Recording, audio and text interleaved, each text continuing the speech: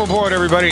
Dr. Glidden, your steadfast advocate for health, welcoming you to another live edition of Fire Your MD Now. Now, the reason that we advocate people firing their MDs is not because we are vindictive, not because we are hard-hearted, not because we have axes to grind, although I do have a few professional axes to grind, but that's not why I recommend people get out from underneath conventional medicine when it comes to chronic disease. The recommendation here is simply because chronic disease is untreatable by your MD. Your MD is not trained with the appropriate nor the correct skill set to treat chronic disease appropriately, nor is your MD imbued or endowed or educated in the correct philosophy, medical philosophy, to understand how to interface with a human body that is suffering from a chronic disease. They do not know how to do it. Their domain is trauma care and surgery when it's absolutely necessary, a handful of infectious diseases. This is the wheelhouse of the MD, but when the MD attempts to interface with a human body suffering from a chronic disease, the only possible outcome is symptom suppression, symptom management. And this is what they're trained in. This is their philosophical orientation and their philosophical understanding, and the application of their medicines are all directed along these lines, right? I mean, no different than religion. No different, really, than politics. I mean, communists do what they do because of their communistic philosophy, right? Communist philosophy. People in the United States, people in freer, more democratic unions or republics do what they do because of the democratic process. Buddhists do what they do because of their Buddhist philosophy. Born-again Christians because of their philosophy. Muslims because of their philosophy. Mormons because of their philosophy. A person's philosophy dictates how they walk through life, and it's no different in the field of medicine. A perfect example, cancer. We have given nearly $1 trillion, if not more by now, of money to conventional, allopathic, reductionistically trained MDs to come up with a cure for cancer, and they can't do it. We're no closer to a cure for cancer than we were, in 40, 50 years ago when Richard Nixon started his infamous war on cancer. We're no closer to a cancer cure now than we were then. Because, why? Because we've taken the wrong dog to the hunt. We've brought the MDs to the forefront. We've let the MDs lead the charge. We've let the MDs be the only ones, quite frankly, who are allowed to do any type of cancer research whatsoever. And it might interest you to know, if you don't already, that it is illegal to treat cancer in the United States unless you are an MD, which is why all alternative quote-unquote cancer treatment centers are not found inside the borders of the United States, because it's illegal. Now, this goes beyond, just being wrong, but that's the subject for another day's discussion. Let me give you a little bit of insight here into what happens with cancer research. So when people are MD-oriented people are attempting to figure out how to fix cancer, here's what they do. They'll take a mouse population, and they will they'll screw with the genes of a particular mouse. They will do metabolic things to the genetic material of the mouse in order to make that particular mouse grow a pancreatic tumor, or a liver tumor, or a bone tumor, or whatever, right?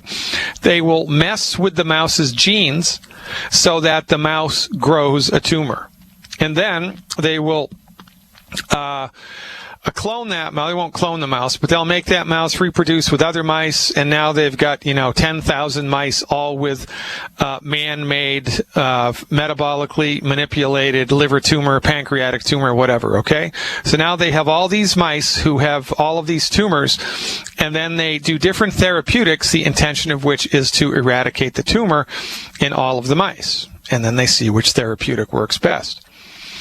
Well, from one point of view, this might seem okay, but really when you start to look at it really seriously, it is a fool's errand because it makes some really pretty basic assumptions. Number one, that the tumor, this is how tumors happen in people, right? We don't get liver tumors, we don't get pancreatic tumors because somebody has been messing around on purpose with our genetic material, making our genes work in a particular way so that they generate a liver tumor, and then we reproduce with other humans, and then we have liver tumors, right? That's not how it happens in the real world.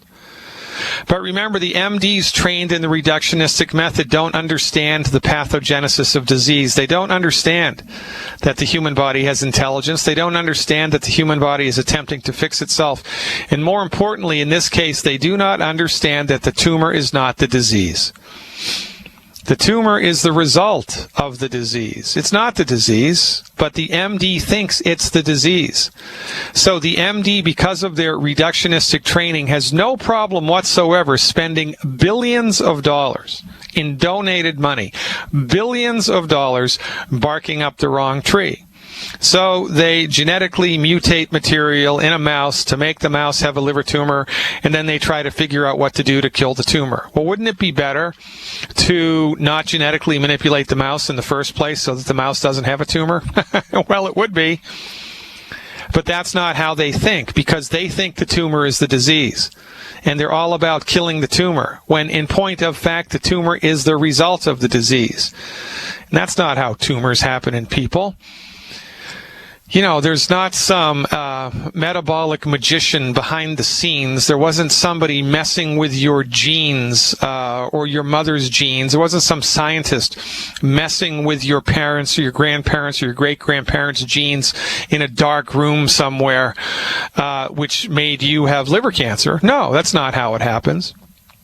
The metabolic process through which the human body creates tumors is unknown. You would think that it would be known after nearly $1 trillion, if not more, of medical research. You would think that this process would be known, but it is not known. It is undiscovered. Why is it undiscovered?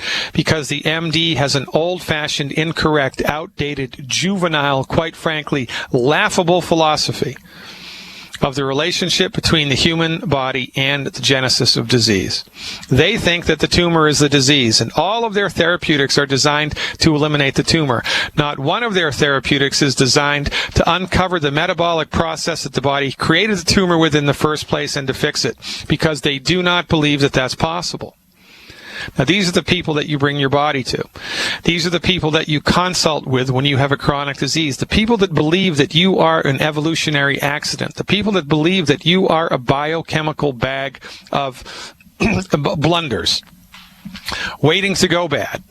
And when something does go bad with your biochemical bag, it's not the doctor's job to fix it, because that's impossible. It's the doctor's job to manage your symptoms with man-made synthetic drugs and or surgery until you die. Because they don't think you can fix heartburn. They have to manage it with a little purple pill. They don't think you can fix type 2 diabetes, so they want to manage it with glyburide and glucophage. It's good for the drug companies, not so good for you. They don't think you can fix arthritis. It's their intention to manage the arthritis with anti-inflammatories and pain medications and knee number 1, knee number 2, and knee number 3. Step right up, folks. Going right now. Knee number 3 on the auction block. $7,000 to $55,000 for one knee. By the year 2020, there's supposed to be 1 million knee replacement surgeries done, even though in, I believe it was 1965. I'll get those dates for you later. The New England Journal of Medicine produced a study that said knee replacement surgery doesn't work. They looked at 300,000 people who had knee replacement surgery over decades. It's called a meta-analysis. They looked at all of this information and they came to the conclusion, you know what? For the money, for the stress, for the expense, the knee replacement surgery is a useless therapeutic. It shouldn't be done because it doesn't produce results. It always fails. The arthritis always comes back. Why? Because the bad knee wasn't the disease. The bad knee was the result of the disease, and the MDs are not trained to be concerned with what causes the disease. They're only trained how to eradicate tissue. That's it. This is a fool's errand. You know? You get it? Are you getting it yet? Is it sinking through? You need to fire your medical doctor because they're wrong. And they're like a football team and they just have a running game. That's all that they have. They just have a running game. And, you know, we wonder why they always lose. Well, they don't always lose, but most of the time they lose. Because they just have a running game, and that ain't going to cut it. Well, their reductionistic philosophy just ain't going to cut it when it comes to chronic disease. Their reductionistic philosophy is really just what the doctor ordered when it comes to surgery that's necessary. Son of a gun, you've got a bullet in your arm. You need reductionism to figure out how to extract that, and so you don't die or get gangrene or your arm falls off, right? That's the domain of reductionism. That's what reductionism is good for. But when you start to bring a reductionistic philosophy to bear on anything other than trauma and surgery and, you know, a handful of infectious diseases, it is a fool's errand, and that is why the MDs fail. You want to know how bad they fail? Leading cause of death in the United States, MD-directed medical treatments. Leading cause of bankruptcy, MD-directed medical treatments. Why is this? Because the most expensive type of medicine is the one that doesn't work. And now, President Obama has, you know, passed a law that makes it mandatory for everybody in the United States to buy medical insurance, which gives them access to chiropractic medicine? No. To homeopathic medicine? No. To Ayurvedic medicine? No. To naturopathic medicine? No. To homeopathic medicine? No. To herbalism? No. Only gives you access to the leading cause of death in the United States. Ladies and gentlemen, the medical system does not need to be upregulated, tweaked, managed, nor massaged. It needs to be abandoned. Because when it comes to chronic disease, it simply does not work. Fire your MD, please, and fire your MD now. You want real information about what you can do to get on the other side of a chronic health condition? Stay tuned. Dr. Peter Glidden here, your steadfast advocate for health, welcoming you to another live edition. Hey, check out the video stream. If you like the audio, you're going to love the video. TheDrGliddenshow.tv, TheDrGliddenshow.tv, TheDrGliddenshow.tv. Now, you know, this is an interesting thing to understand. It's an interesting thing to put into practice, this fundamental notion that the human body has the ability to fix itself. The human body knows how to fix itself, and the human body wants to fix itself. This is the fundamental message of all holistic branches of medicine. I don't care if it's Ayurvedic medicine, the oldest system of medicine on the flippin' planet, traditional Chinese medicine and acupuncture, the second oldest system of medicine on the planet, herbalism, chiropractic medicine, naturopathic medicine, homeopathic medicine. It does not matter if it's a holistic medical philosophy, which all sophisticated, smart systems of medicine are. Then holistic medicine argues that, yes, your human body has the ability to fix itself. MDs are trained to believe that consciousness itself is a fiction. Consciousness is a function of biochemistry, and that once you're dead, it's lights out, everything is over. There's no such thing as a soul. There's no such thing as a spiritual force, because these things cannot be measured nor analyzed. Because the MDs are trained in reductionism, if you can't measure it, it doesn't exist. And if it doesn't exist, it doesn't exist.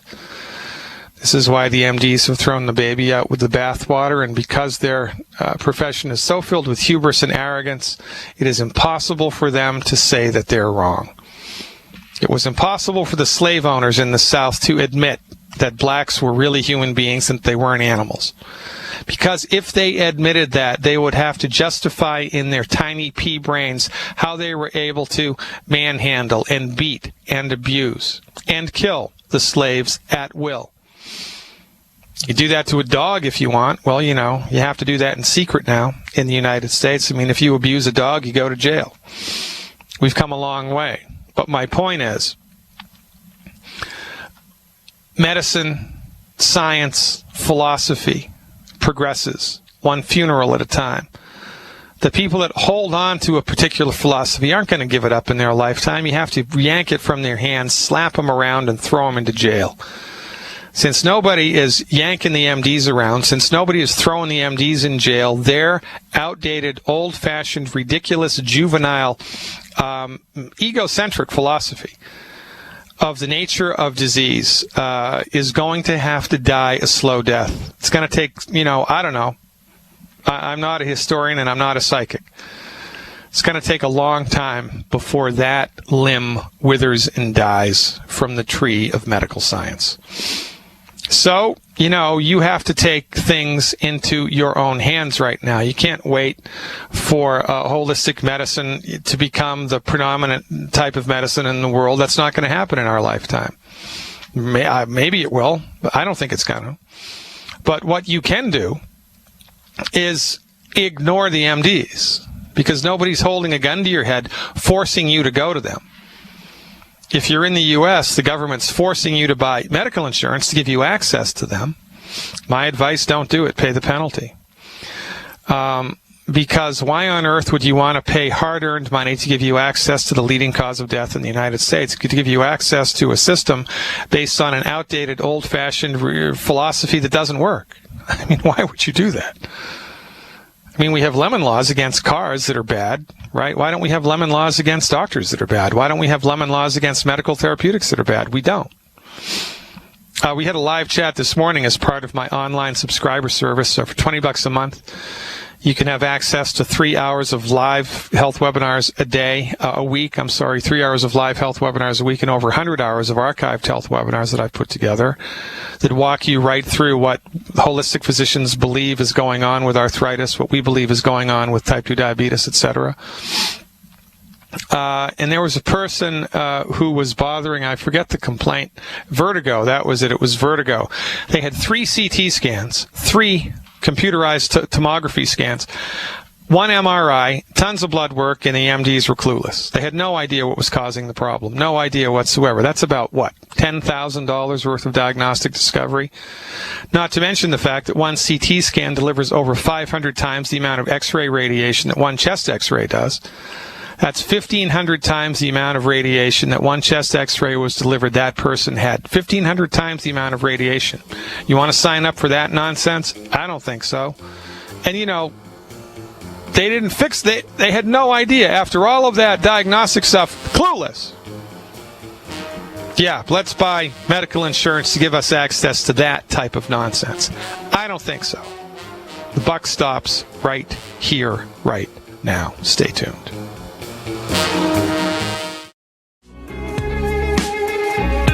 Bada bing, bada boom. We are back, Jack.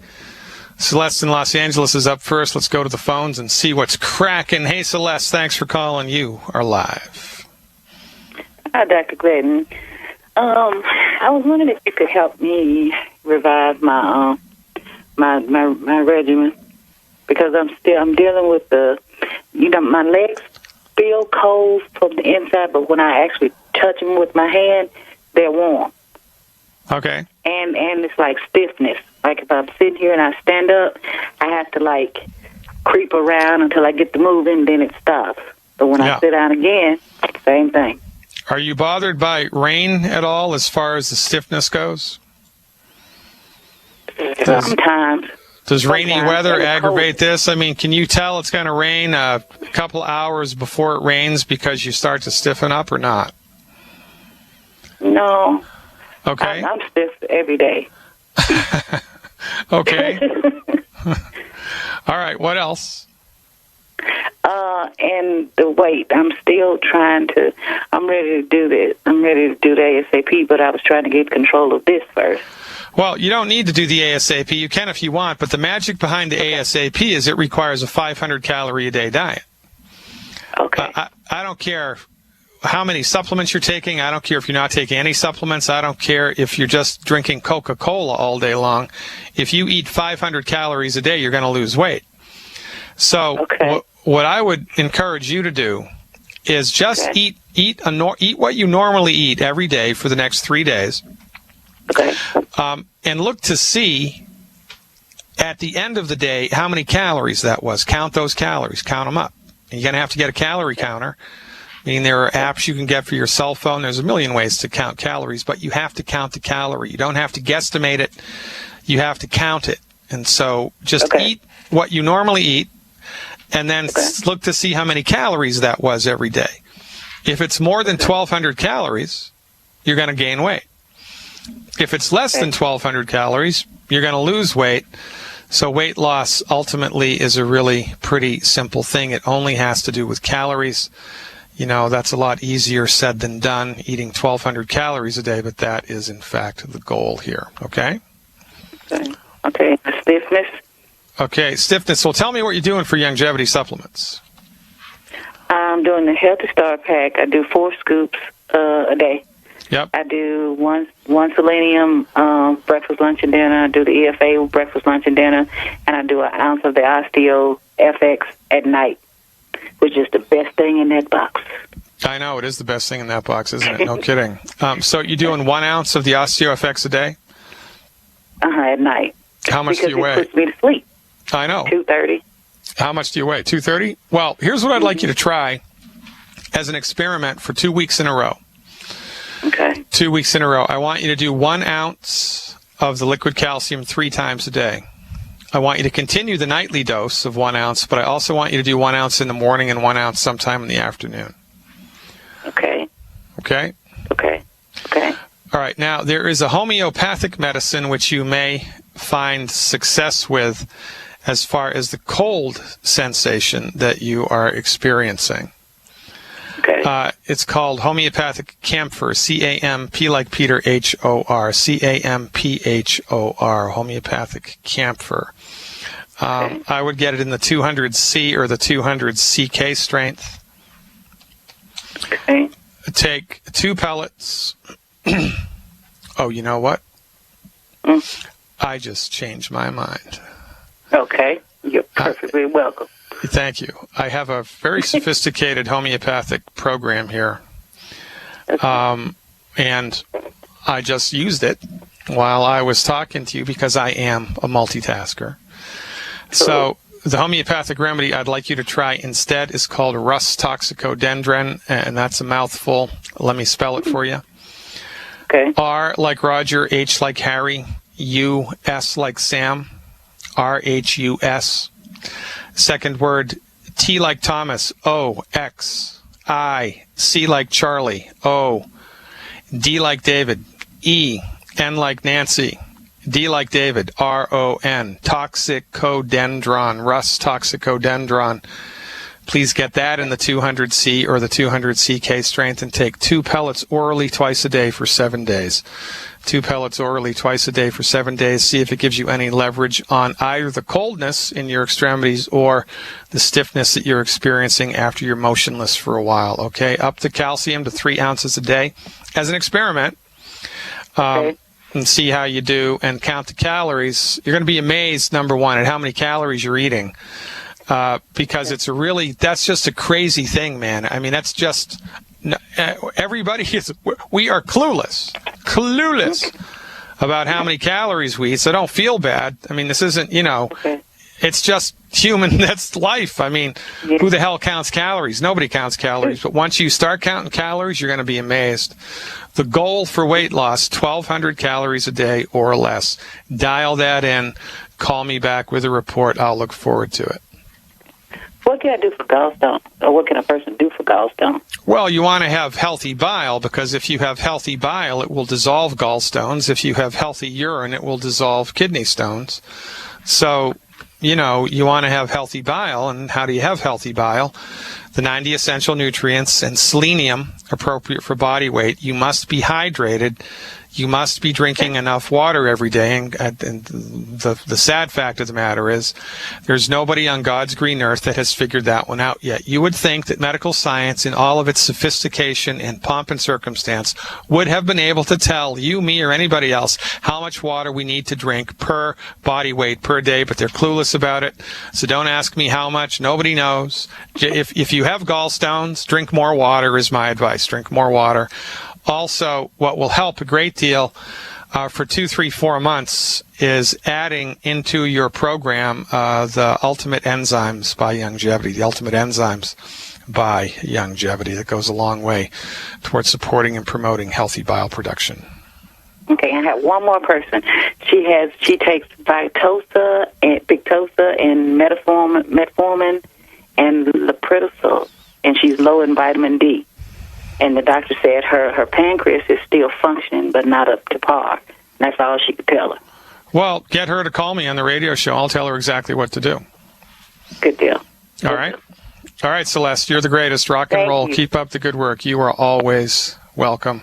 Hey, it's Alaric in Texas. I wondered where he went. Alaric, welcome back. Howdy. Thank you. How's your horse? Still big. Oh, is that right?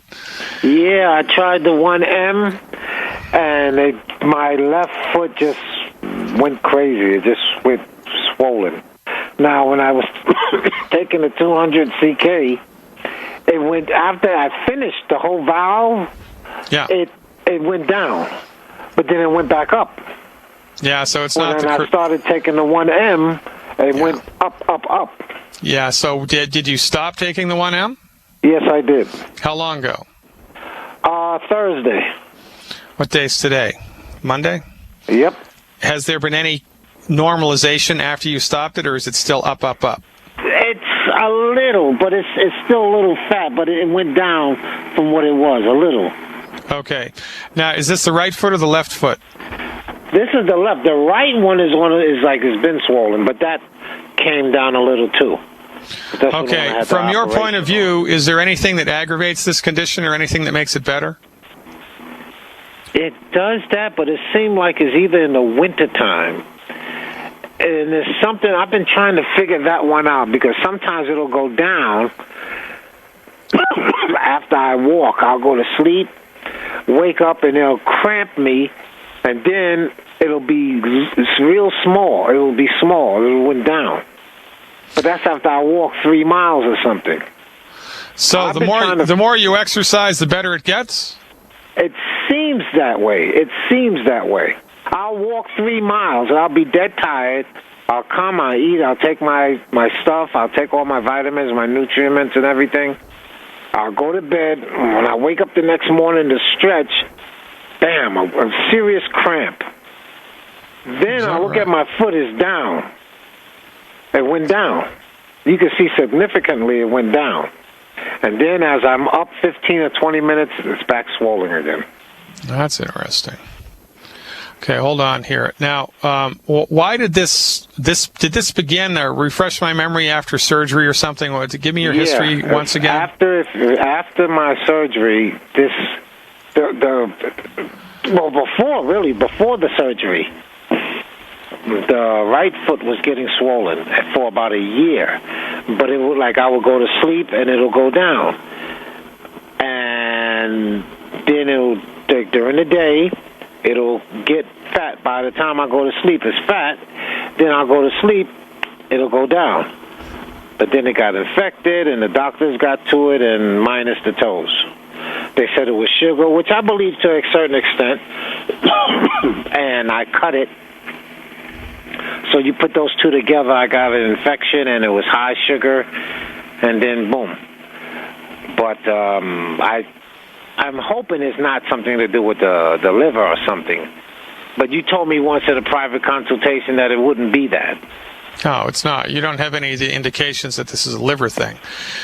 This is a real tricky thing because it's tricky because of the history of the surgery, right, and the history of the blood sugars. So, are you tracking the progress of your body in relationship to its blood sugar metabolism as we go down the road here? What's going on with that? It's been down. I've stopped tracking it, because I'm taking the sweeties and everything, and it's just been down. I haven't been consuming that much sugar. Yeah, and before our program, were you doing metformin or any other blood sugar medication? I had stopped it only after I had surgery. I was taking insulin again, but I stopped it years ago because I knew it wasn't doing me anything. But then I got the surgery. Then I started taking the insulin again, and I knew it wasn't doing nothing for me. My sugar would come down, but it wasn't the problem. There was something behind it. So that was just like a cover. Yeah. That's why I stopped using it. I stopped using insulin. Then I heard Dr. Wallach, and I heard you, so I started with the Sweeties, and I feel better with the Sweeties and using that. Yeah, okay. All right. So, and you're not aware of anything besides, lying down or walking that has any impact in this foot thing, right? No, I've been trying to figure that out. Because, like I said, all this winter that passed, it was kind of down. It was down. And then little by little, it would come up. And what was remarkable about this winter? Was there anything, was it hotter than normal, colder than normal? Had you moved into a different house, or what was going on? No, it was pretty cold out here in the winter. It's like the desert out here in Texas. Well, that's interesting. Okay, so here's what I'd like you to do. I'd like you to switch to a different homeopathic medicine. Okay. Sulfur. S like Sam, U-L-P-H-U-R. S-U-L-P-H-U-R. Sulfur. Wait a minute. S-U-L-P-H-U-R? U-R. Oh, U-R. Yep. Oh, sulfur. All right. Sulfur. Yeah. Get it in the 1M. Get it in the 200C strength. Oh, Do it this. Yep. 200C or CK. Do it the same way you did the Leadum for 7 days. Continue the diet, continue the homeopathic stuff. Call me back in about a week after you've done the sulfur, and hopefully you'll have better news. I appreciate your trust, Alaric. Now, let's see what we can do. Appreciate you. Stick around, folks. Much more to come. Check out the live feed, the drglidden.show.tv. Welcome aboard, everybody. Dr. Peter Glidden here, your steadfast advocate for health. Check out the live video stream, the drgliddenshow.tv. 69 people from all around the world are in the house. We have Kimberly, Barb, Angie, Linda Johansson from Arizona, Isaac Calensi, Becky Hopley, Betsy Burke, Cora, Candace, Jermaine McCormick, Dax in Las Vegas, Winnipeg's in the house, Doug in the Dominican Republic, Gracie, Ella, Eric, Erica, Barbary, Magumi, Michael from Germany, Kay Anderson, Mary from Albany, Oregon, Margaret from Ireland, Faith and Bagora, a fine Irish lass, Miguel Colon from Puerto Rico, Myron and Pamela, Nancy Garn in Florida, Teresa in Iowa, Quabina from Massachusetts, Victoria Stu, Noelia, Stephanie, Suzanne. We have people all over the flippin' planet here watching us live and enjoying the chat. There's a community chat that you have access to for free, by the way. This is for free. It's free. Now, what's better than free? I don't know. Nothing. Check it out, thedrgliddenshow.tv. Curtis in California is up next. Hey, Curtis. Thanks for waiting around. You are live. Nice to talk to you again. Last week or 2 weeks ago, you had me take Pulsatilla for my bad neck, and it went away after 3 days, but then it's sort of coming back again. Is it okay to keep taking it? Come on now. Who's the man? Who's the man? Come on now. How was that good, or was that good, huh? Oh, it was really good. It really worked after 3 days. Okay, then, excellent. But then it's still, when I press on my shoulder, it just really hurts. Yeah, but when it's back now, is it the same as it was before, or is it less? It's a lot better. It's improved. But I want it to go away completely. Yeah, I know, I get it. So we're gonna see how far we can get you. All right. So here's how here's how smart people use homeopathic medicines. Okay. Using the medical nutrition that we recommend people to do, that's something that everybody has to do every day, regardless of how they feel. Just the same way that we need to drink water and, take showers and put clothes on when we go outside. You need to take your medical nutrition every day, regardless. Well, homeopathy is exactly the opposite of that. Homeopathy is like jump-starting a dead battery in a car. You give the body some juice, And then when it kicks in and it starts to work, you stop taking it and you let it ride.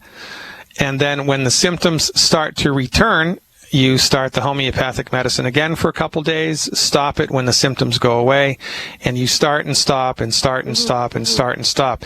It's very important when you're taking a homeopathic medicine that you don't overdo it. You don't want to overdo it. With homeopathy, less is more. So my recommendation is take it for 2 days in a row, and then stop. Okay. Look to see how you feel, and then let it ride as long as you're feeling, pretty good. And then take a couple more doses and let it ride, and take a couple more doses and let it ride like this. You may be surprised that the longer you go not taking the homeopathic medicine, the better you feel. So every 2 days, stop. Yeah, no, I would take the medicine for a couple days and then stop for a couple days and see how you are. Okay. And start and stop and start and stop it like that. How much and how often? How much a day and how much? The same that you were doing before. You're doing two pellets twice a day? Yeah. No, it was 4 times a day. Yeah, all right. So back it off to 2 pellets twice a day orally now. 2 pellets twice a day orally. 2 pellets twice a day. I'm telling you, homeopathy is awesome when it is correctly prescribed. Yeah, I was surprised that it worked in 3 days. Yeah.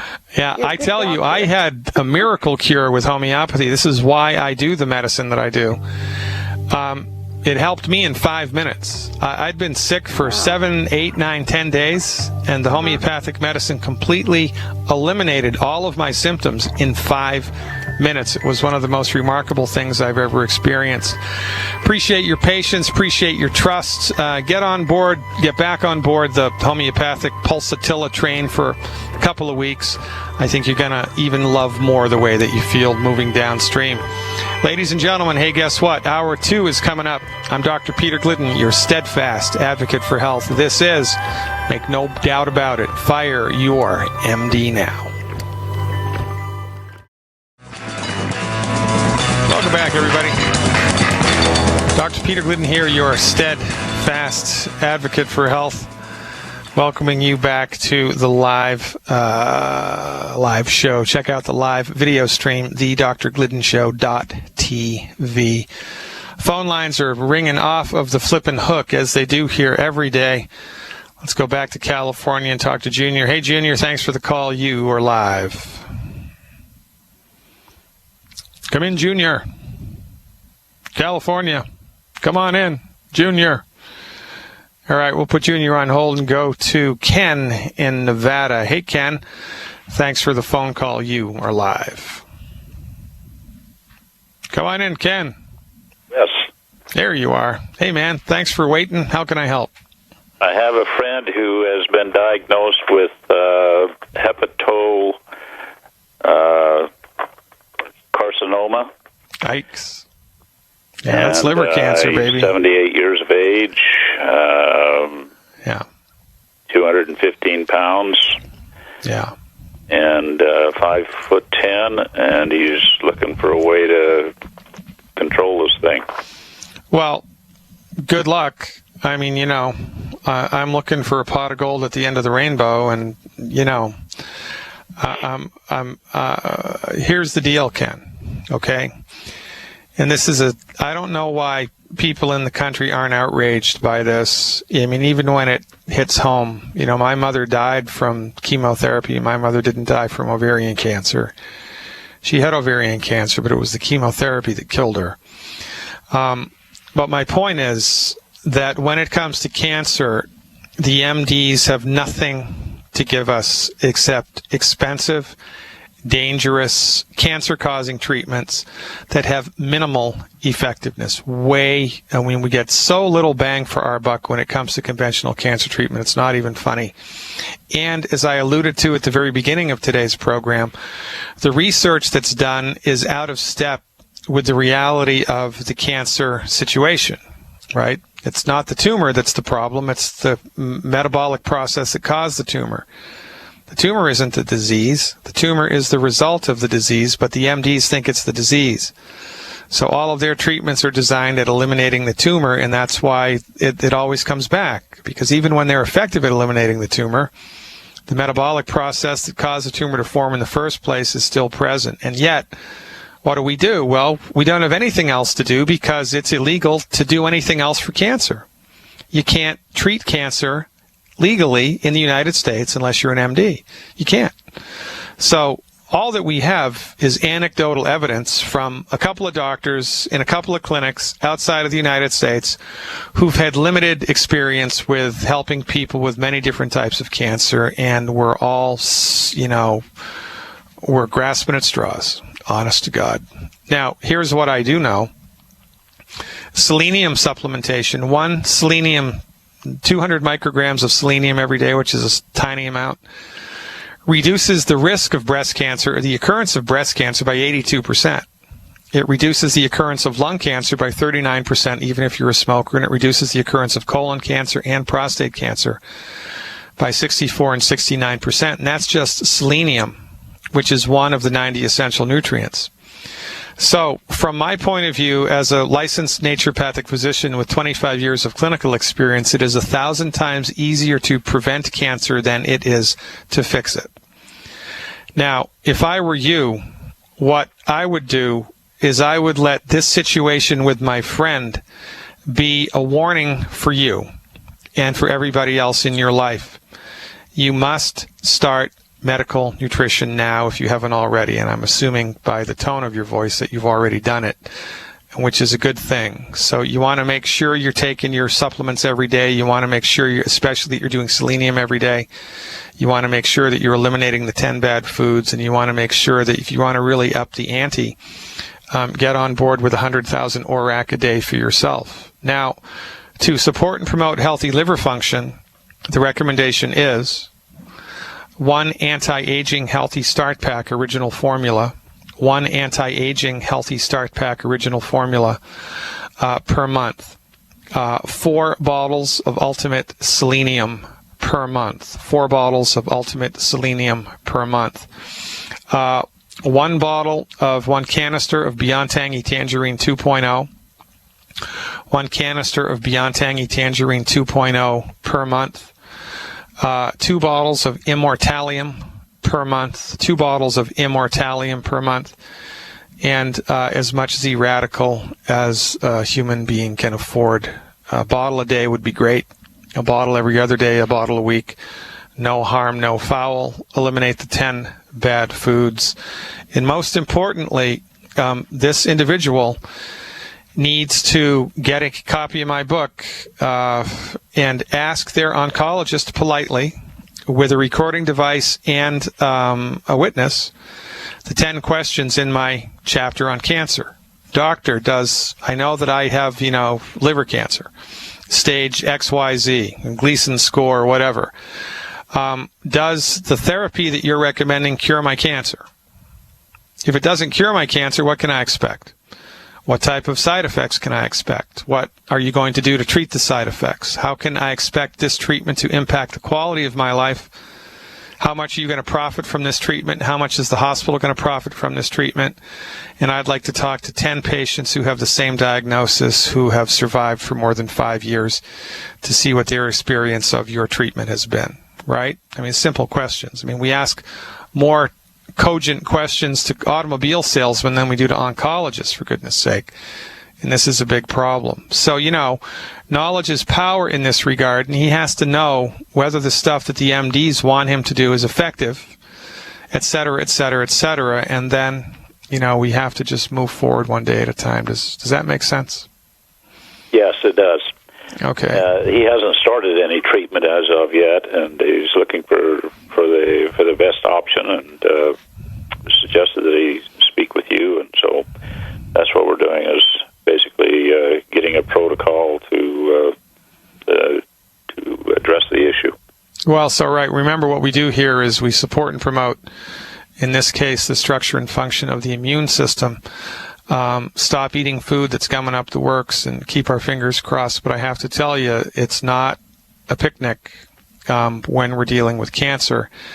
and the conventional medical treatment of cancer has completely failed us, and why there isn't more public outrage, I don't know. I mean, I ask myself this question at least 3 times a week.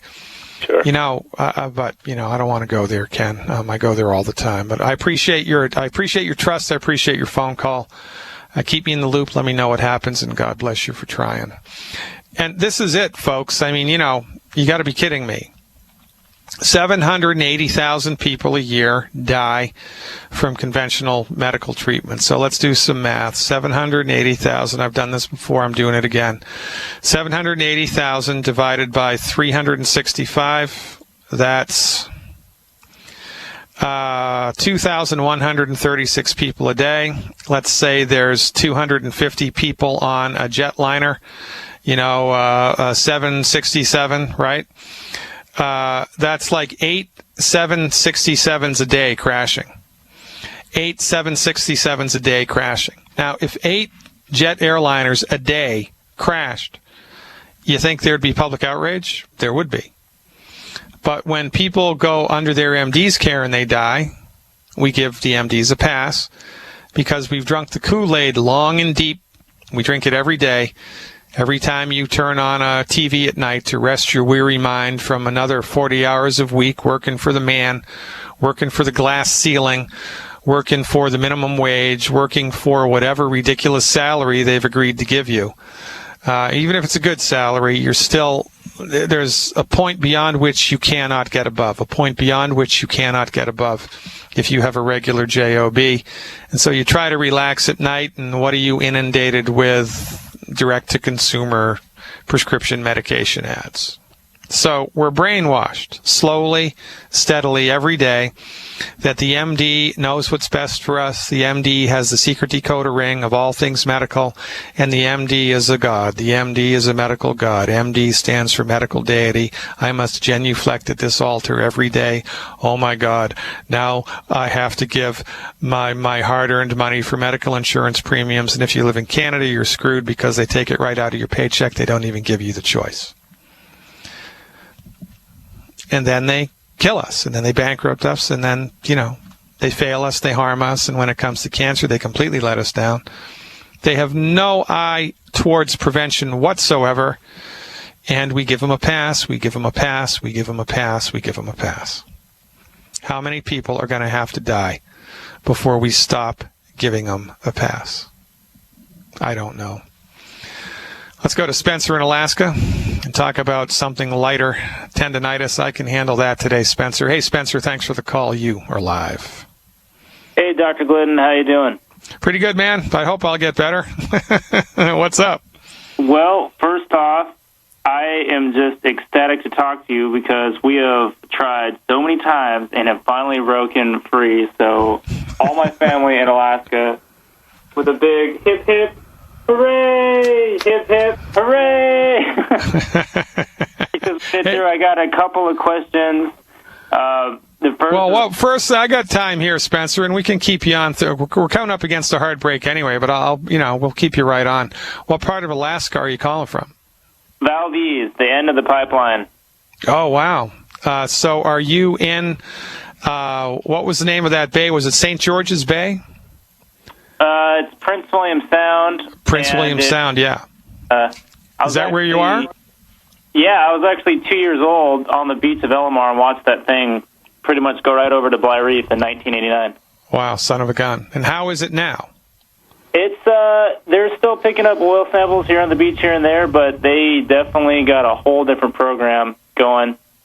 And so yeah, it's definitely lots of infrastructure to make sure that doesn't happen again. Yeah, I've heard that's one of the most beautiful places on the planet. Am I correct? Yeah, when you come up here and hang out at our place, you'll get to see it yourself. All right, buddy. Stick around. We're going to pick you up on the other side of the break. I'm glad we finally get to talk. Ladies and gentlemen, I'm Dr. Peter Glidden. More to come. We're back, ladies and gentlemen. You're missing the chat. A lot of good chat going on in the live video stream. 65 people from all around the world. Just spoke to someone from Ireland. You got to love this. Got to love the internet. This is, in fact, how we're going to change the world. Let's go back to Prince William Sound, is it? And talk to Spencer. Hey, Spencer, thanks for the call. You're back. Hey, Dr. Glidden, excited again to be on the call. I just wanted to shoot out a praise report. My mom, who wasn't even really taking the right protocol, just sort of kind of taking liquid OsteoFX, Tangy Tangerine, and liquefying the EFA pills because it was too big. She had has severe rheumatoid arthritis, and she told me one day that she has been off of 8 of her medications. And I asked her, well, did you start taking that stuff I gave you? And she went back. She's like, I did start taking those items. Don't you love that? I mean, yeah, man, that's crazy, isn't it? Even when people aren't expecting it to work, it works, which, speaks against the placebo effect. We know this isn't the placebo effect because, we can do it with animals, and there are specific metabolic things that happen when you mineralize the body, but that's awesome, man. I got to tell you something, especially in the elderly people, arthritic stuff doesn't get better, it gets worse. And it can get really, really bad. You can't sleep through the night. It's just, there's no more quality to life. It's like, man, put me on the ice floe now and just kill me because this is bad. There's no way to live, man. So, if you had the story behind, just God's grace keeping her alive. For years, it turned really bad into a pyoderma gangreosa, and it just became this massive bad flesh-eating thing. One day, I got so bad, I thought I was in a war scene. But the only thing that the medical place was doing was they were just sending more painkillers and bandages. We'd go up and they'd send us more painkillers and bandages, and I was like, "What is the deal?" I know, it's crazy. Finally, was at the point where the person was going to die from this thing in their legs. They had to accept and did some skin grafts and whatnot. But it wasn't until years later that we came across Youngevity and then started watching your webinars. And am more than happy to be a member, and I'd recommend everyone do it right now. Well, that's awesome, Spencer. Let me tell you a story since you're in Alaska, and don't worry, man, we've got lots of time here, okay? So I'm going to tell you a story. There's a guy in Youngevity. I had him on years ago when we first started the radio program. He might have been one of my first guests. I can't remember, but it's time we had him back to tell his story. Again, his name was Roger Roberts. And he was living in Alaska, somewhere out in the bush.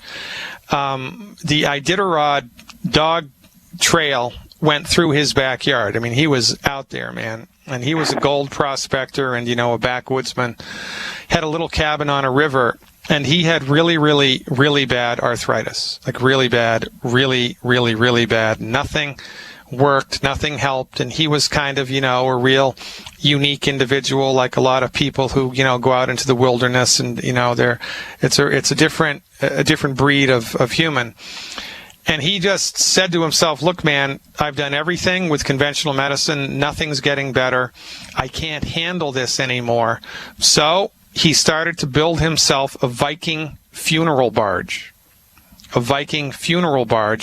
down on the river. The intention being that when the spring thaw came, he was going to get on the barge, float out to sea, and just die, right? With some type of, backwoodsman, Viking-like dignity, right? So, no kidding. So, meanwhile, there's a guy flying in, one of those bush planes that does deliveries, mail deliveries and grocery deliveries to, these villages in the middle of nowhere.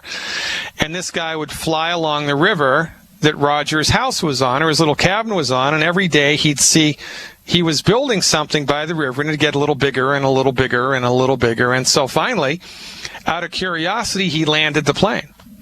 Right on the river, cruised on up to the dock by Roger's house, got out and said, what are you building here? I'm flying over this thing every day for the last 6 months. Yeah, you got to tell me, what is it? And Roger told him his story. He said, I'm going to float out to sea because I can't handle this arthritis. I'm done. As fate would have it, the bush pilot had a copy of Dead Doctors Don't Lie CD, or back in that day it was a cassette. He lent the cassette to Roger in the middle of the freaking Alaskan wilderness.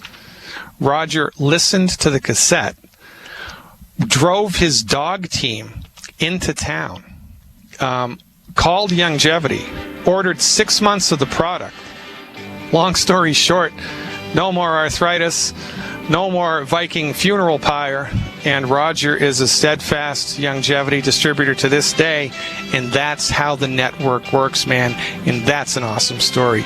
You stick around, I'll dial this in for you when we come back. Getting it done this afternoon, ladies and gentlemen. Getting it done this afternoon. I want to complete a thought that I had with a person in the chat room just before we came back live here. Here's what Rachel says. My daughter just turned 6, weighs 60 pounds, was tested for autism about a month ago. The doctor said she didn't have autism, even though she seems like she has autism.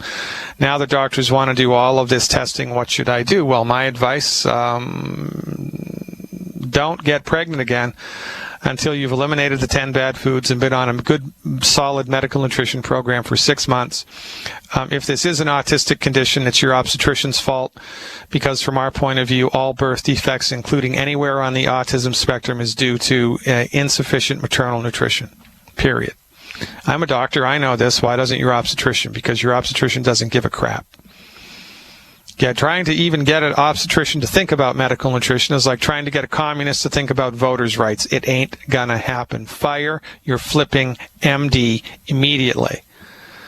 Your child needs central nervous system support, don't you think? Wouldn't that be a smart idea to give medical nutrition to support and promote a healthy central nervous system? I think it would be. So in order to do that, the recommendation is 1 healthy brain and heart pack per 100 pounds of body weight per month. 1 healthy brain and heart pack per 100 pounds of body weight per month. Eliminate the 10 bad foods and have your child consume a diet high in cholesterol. Let's go back to Alaska and see what Spencer has for questions. Hey, Spencer. Thanks for sticking around. You are live. Hey, Dr. Glidden. The questions that I have a few, and the first is I've been shooting out the ALS webinar for a guy who's got some pretty bad ALS, and I just want to know your success rate with patients on that one so I can give them a positive update. I don't have any. We don't keep statistics like that because, remember, right, we don't treat disease and we don't track things like this. People call us up anecdotally over the years, over the months, and say, hey, I used to have ALS. I don't have it anymore. My MS is gone, or, I'm 80% better, or this, that, or the other thing. But so I can't give him numbers. If I did, I'd be lying. Number one, we don't have the infrastructure to do that. Number two, that's a costly thing, and I'm not dodging the question here. I'm just trying to help people understand what we're doing here, because from the proper perspective, everything makes sense. I'm a one-man band here, right? I have some office help. I have some tech support. I have some downline support. I have some upline support. But really, we are not a medical clinic. We are not a research facility, and we don't have the means to track data like this. We just don't do it. We can't do it. And remember, what do we do? Do we treat disease? No. What do? We offer foundation medical nutrition for the masses. Foundation medical nutrition for the masses. I'm good to go with that. Now, if some organization wants to give $10 million a year, great. I'll set up a whole research institute and I'll fund this till the cows come home, and I will dial in the data deliberately. But the way that we're set up to do it, we can't. We just don't do it. But here's what we do know, and here's the only thing really that is necessary to know, Spencer. Tell the person you have no earthly idea what the numbers are as far as it goes, but tell him that from our point of view, this is what causes the illness. We have no proof of this. This is just our perspective based on our understanding and our clinical experience and the research that we've done. Number two, everybody needs medical nutrition. Number three, the degree that everybody's body is going to be able to bounce back is an unknown variable. Some people can bounce back 100%. Some people can bounce back 10%. I don't know. But I do know that his body needs medical nutrition, and I do know that he will feel better when he gets on board with medical nutrition. Now, will it be enough? Will it be sufficient to the cause to rise to the neurological stress on his body? I have no idea. But he'll have an idea. This is a really good investment of his. This is a really good investment of time and money. My advice to him, just get on board with the program for 6 months with neurological stuff, and see if you experience any positive change. Awesome. Definitely going forward in that one. Thank you. The second question is, have a friend with de Quervaron's tendonitis syndrome. Wow. Yeah. And yeah. he's been out for about 5 months. He's an avid rock climber, so it's kind of it's pretty ironic. I mean, it's like the one thing that you wouldn't want to go wrong. And so I wanted to see your thoughts and any recommendations for that. Well, it's actually not. It is ironic, but it's reasonable because, right? I mean, when you look at the mechanics of what rock climbers do, they put tremendous amount of stress on their Achilles tendons, on their ligaments and tendons. I mean, they're hanging from one arm from the rock. They've got a foot up over their head. They're lifting their body up just by the strength of the Achilles tendon all by itself and the calf muscle. So if I had 10 people all lined up and I was trying to guess which one of the people their tendon was going to become affected first, it would be the rock climber because their lifestyle puts more stress on ligaments, tendons, and joints than anybody else's does, more or less. So, and by the way, this is another interesting thing to talk about, and this is one of my pet peeves, right? Remember, medical doctors love to name things, but they have no idea what causes it and they have no idea what to do for it. So the medical doctor will, put their name down in the history books. So it's, Dupuytren's contracture or, von Willebrand's disease or Hashimoto's thyroiditis, but they're clueless as to what causes it and they're clueless about how to cure it. But they don't care about that as long as their name is immortalized. So it really should make you feel quite a bit different than most people do feel about the intellectual integrity of their MD. So what do we do here? It doesn't matter what the name of the illness is. And remember, we're not treating disease. We're not treating diagnostic names. We're supporting and promoting healthy ligaments, tendons, and joints in this case. And you know how to do that. That's easier than falling off a potato truck. By the way, just check out the last webinar that I did last Thursday because it walks everybody right through it. I did a bone and joint health redo last Thursday night. Basically, the recommendation is the Healthy Start Pack 2.0 in the liquid form, selenium, liquid glucogel, appropriate for body weight. Eliminate the 10 bad foods. And it's never a bad idea with trauma to, a particular tissue to overdo it. And in this case, we would overdo it, for a couple of months, maybe not even, maybe just 1 month, overdo it with glucogel and overdo it with calcium.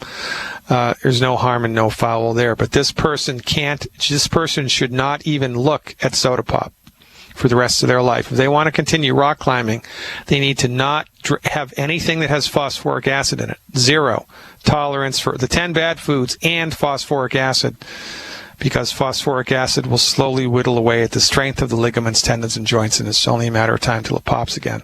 But medical nutrition is going to go a long way, and you're going to be this person's new best friend. No kidding. Man, that is so awesome. Thank you. And I cannot express how thrilled I am to be talking to you right now. Well, man, look, I appreciate it. But, and honest to God, if I seem tall to you or anybody else, it's because I'm standing on Dr. Wallach's shoulders. I'm just a normal human being.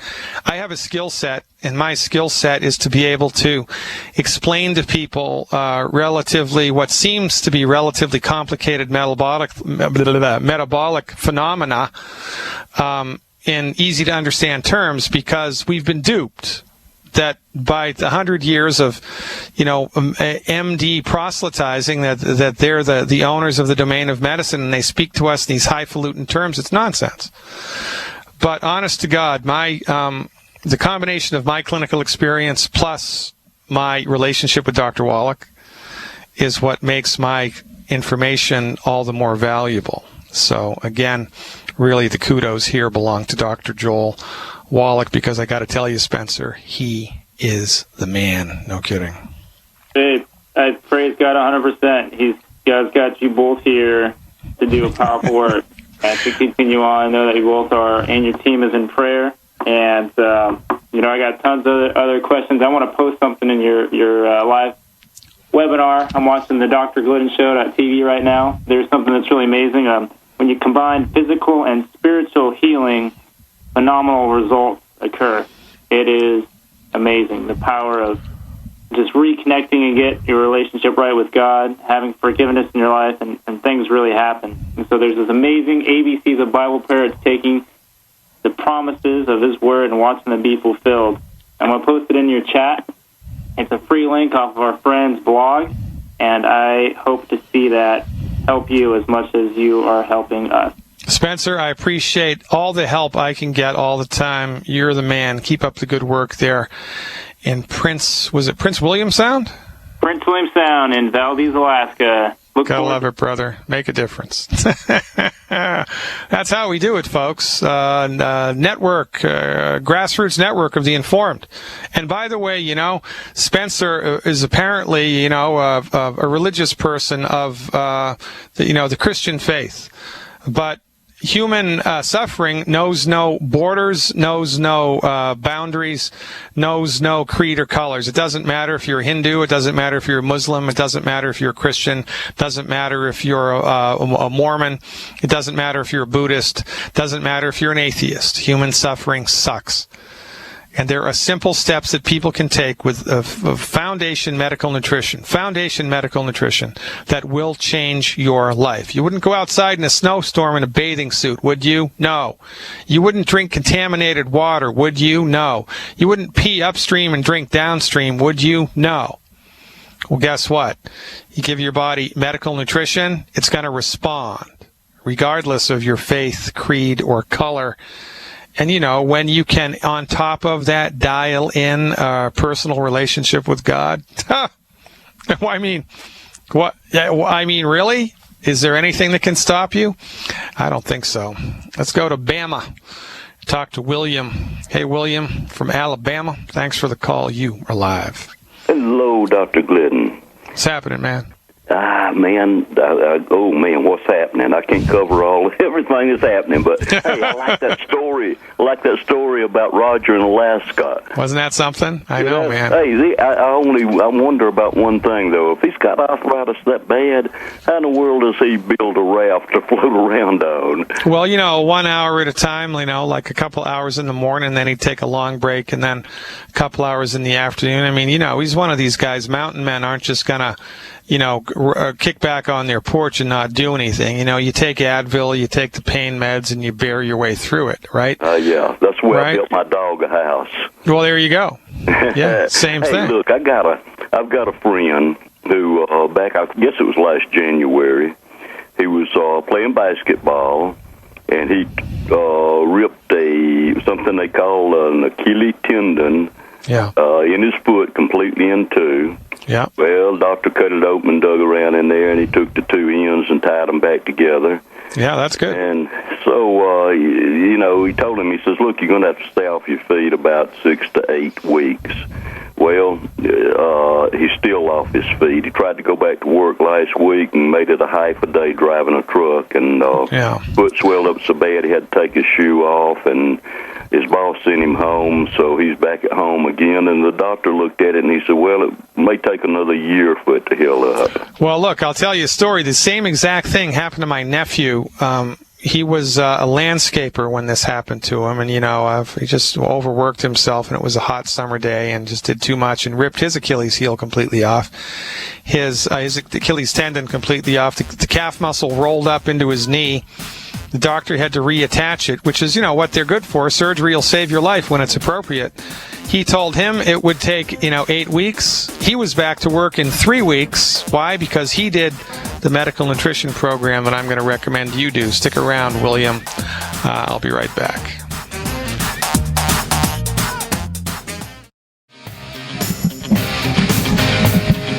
That's right. We're back, Jack. I mean, for goodness sake, you give a plant fertilizer, right? If you give a plant fertilizer, what's going to happen? Is it going to get bigger or is it going to get smaller? It's going to get bigger.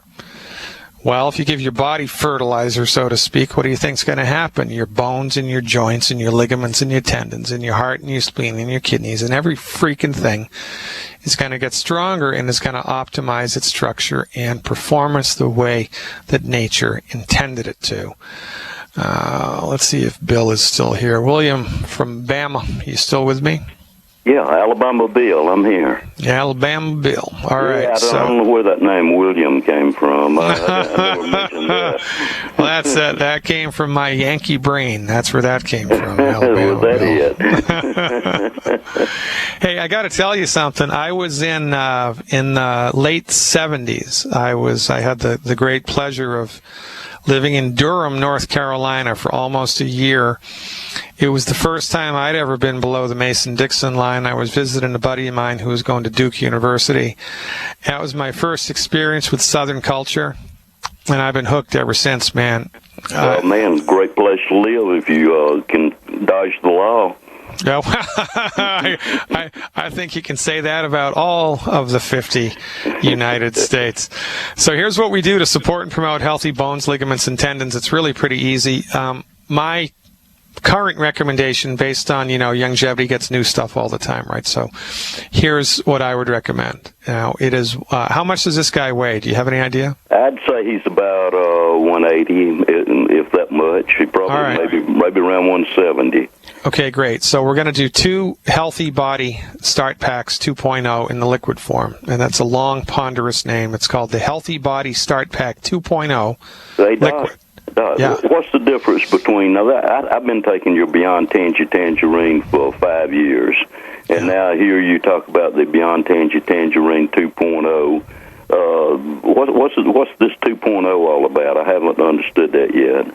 It's different. I mean, it's better. It's got more stuff in it. It's a better taste, and it, it's kind of like, every couple of years, Ford or Dodge or Ram, it rolls out a new truck with a new engine, new suspension, right? New computer. I mean, it's better. It's just a better truck. It does things better. Well, that's the same way. We progress scientifically and with clinical experience. So the 2.0 is like the next generation of the Beyond Tangy Tangerine. It's got more bang for your buck in it, in each individual dose, and it also tastes better. So, my advice is give it a roll. But, new and improved. Yeah, it's new and improved, and the proof of the pudding's in the eating, man. But you need to be on more than just the Beyond Tangy. You're doing the whole healthy pack, right? I'm doing just the Beyond Tangerine. I would do the whole thing, but I'm a little tight for money. Okay, so great. 5 years, so. Well, no, I get it. All right, so don't. Do. Well, I get it. That's the way that it is for some people. And however, Bill, there's a number of people in Youngevity who started with less than nothing, and now they're some of the top money earners in the company. So there is a way that you can spread the word of Youngevity effectively and efficiently, regardless of your situation in life, and make $100 a month, $200, $300, $400, $500 a month, whatever you want, depending on your, kind of willpower and staying power. So my advice to you, get with the person who enrolled you into Youngevity. Call Youngevity up. Find out who is in your upline. Call them up and say, hey, I'm Bill from Bama, and I want you to show me how to be an effective business builder, and because there are people in your upline looking for you, no kidding. Hey, I've already done that on behalf of my sister. I talked with Shannon down in Southern California. Is she helping? Pardon me? Is she helping you? Yeah, I mean, she is. My sister hasn't signed up yet, but yeah, I do have all the information. I know the score. And I would do it if I could. I live up in the middle of the national forest. I don't have any neighbors within miles, and nearest town's way off, and it's be hard for me to peddle it unless I signed up with Amazon or something. And there's a little bit of competition on there. You know what I mean? I understand that. All right. Well, maybe there's something we can do. I'll keep your name in mind. But look, here's what we do. It's one, because I'm out of time. It's one Healthy Body Start Pack 2.0 in the liquid form. 2 Liquid Glucogel Plus, and 2 Selenium per 100 pounds of body weight per month. 2 Selenium, 2 Liquid Glucogel Plus, and 1 Healthy Body Start Pack 2.0 per 100 pounds of body weight per month. Plus, eliminate the 10 bad foods. His ligaments and tendons will be beautiful before you know it. Appreciate you, Bill. Now, go out there and help more people. Thanks, ladies and gentlemen. We're out of time. Live long and prosper. See you around campus.